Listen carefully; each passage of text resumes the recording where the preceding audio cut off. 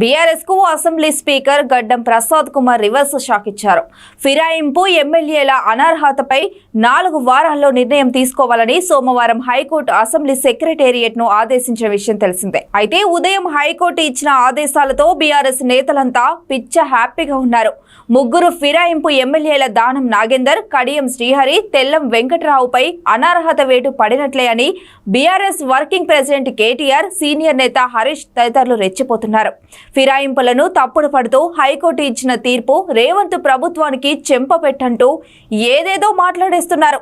నిజానికి కోర్టు ఫిరాయింపు ఎమ్మెల్యేలపై ఎలాంటి తీర్పునివ్వలేదు. ఫిరాయింపులపై 4 వారాల్లో ఏదో ఒక నిర్ణయం తీసుకోమని స్పీకర్ కార్యాలయానికి సూచన మాత్రమే చేసింది. అయితే ఫిరాయింపులపై గతంలో కూడా ఇలాంటి ఆదేశాలే ఇచ్చిన విషయం గుర్తుండే ఉంటుంది. అప్పట్లో బీఆర్ఎస్ కూడా ఫిరాయింపులపై కోర్టు ఇచ్చిన ఆదేశాలు, సూచనలను ఏమాత్రం పట్టించుకోలేదు.